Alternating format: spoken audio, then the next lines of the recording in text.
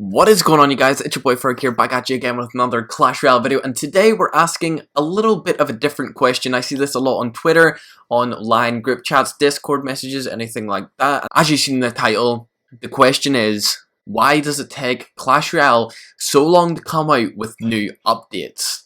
Updates can be quite a generic term. I basically mean balance changes and proper updates. Hoping to see a proper update in March, by the way, Clash Royale. So, I've concocted 4 reasons of why I personally think it takes Clash Royale so long to make updates for the game nowadays. They are all theory-based, but in my opinion, I think they're pretty right. But before we get into this, I would like to say thanks for the support on the news series, Ferg's Friday News, as voted by you guys on Twitter. Let's stop the intro and get straight into the reasons why I think Clash Royale takes so long to update their game. Reason number 1. It is, of course, their small team. Clash Royale's development team is only structured up of 15 people.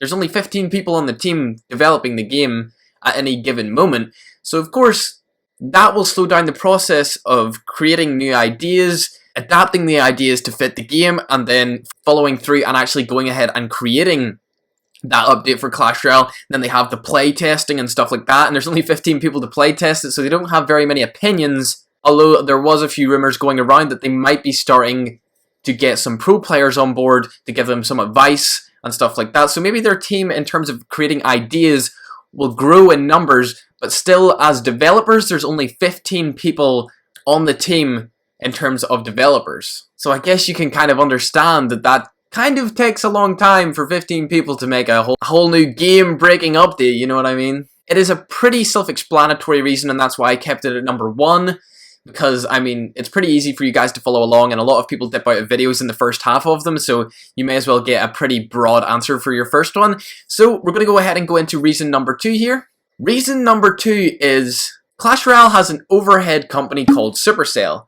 They have to report to Supercell in order to get stuff done, basically. So if they have any ideas, anything they want to add to Clash Royale, their overhead being Supercell has to okay that, and then Supercell has someone on top of them, and that company on top of them is known as Tencent, and Tencent is an absolutely massive company. It's a massive, massive company. So there's 15 people on the team. Everyone contributes to making the ideas, then there's a one person that okays it in that team, then that person directs it to the Supercell team, then the Supercell team discuss it, then they come to a decision whether they want to make the addition to Clash Royale, and then Supercell go to Tencent, and Tencent gives them their okay. So it's like a ladder system, basically, of whether or not they can add things to the game. This isn't 100% definite whether they have to go through Tencent, but they have to go through Supercell. But if I'm correct and they do have to go through Tencent, that could be the reasons why there's been so many myths about updates in the past and they just haven't fell through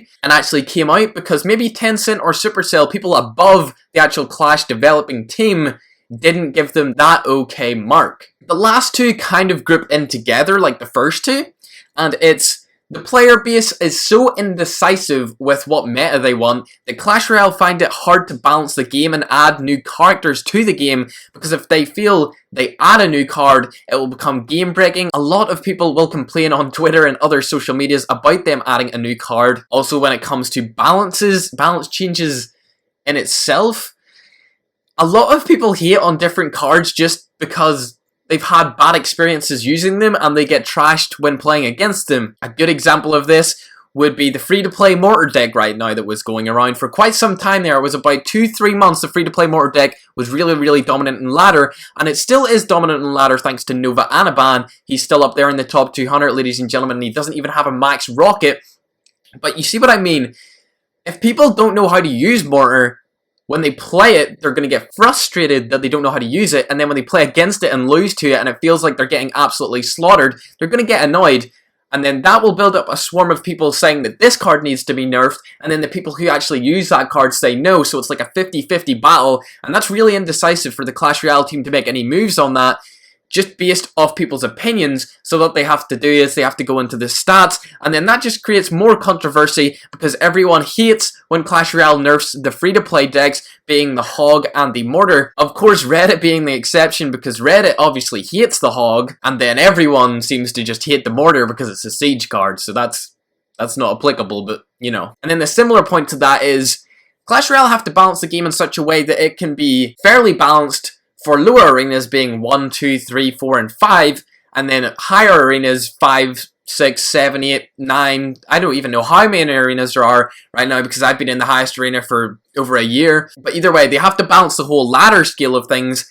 and then while balancing that, they have to balance the tourney standard setting of things. That's why E-Barbs and RG are such a big problem, is because when overleveled, they are really overpowered. Obviously, they're common win conditions, but in tournament standard, they're non-applicable. Like, you can't use those cards in tournament standard because they are so underpowered and so underwhelming in tournament standard compared to ladder matches when you can overlevel them. Fortunately for us, Clash Royale's dev team have learnt from this and they have vouched never to add another common win condition with attributes similar to those two cards, so we should be good in that part.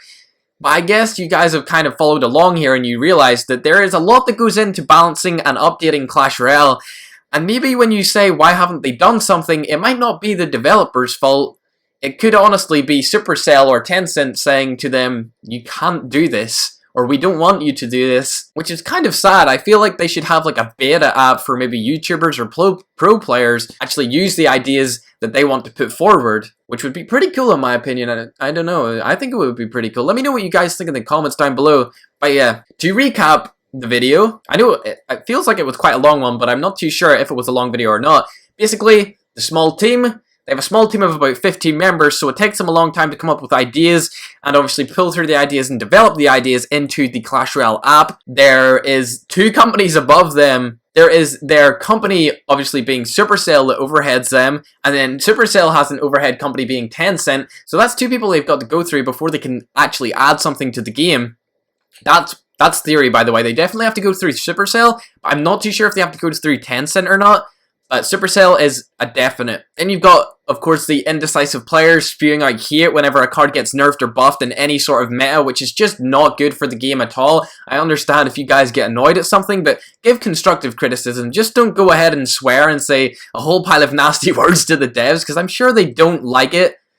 And I'm sure you wouldn't like it if somebody did it to you. So then, of course, there's the whole ladder situation with the tourney standard situation. I could honestly talk about this and go into detail with this for about 30 minutes, but I don't think anyone would watch a 30-minute video, so maybe sometime I might do that. Honestly, if this gets a lot of support and you want me to go into more detail and explain everything down to like a T, leave a like and a comment down below if you want to see that. Obviously, I want to say a great big thank you to you guys supporting my news series that will be coming out every Friday as well. I'm in the start of this video saying it's going to be called Ferg's Friday News, and I'll probably be like, what's going on guys, Ferg's Friday News here, and this week on Clash, this and happened, and then I'll load it up and, you know, we'll go from there. But yeah, thanks for supporting that. It's got like 200 likes already. It's closing in on 4,000 views I think at this point, so that was great. Really appreciating that, and expect the next episode of that new series to come out this Friday. Also, hope you enjoyed today's video. If you did, make sure to leave a like. If you're new around here, make sure to subscribe. Always leave a comment down below. It's been your boy Ferg. Without further ado, let's roll the outro.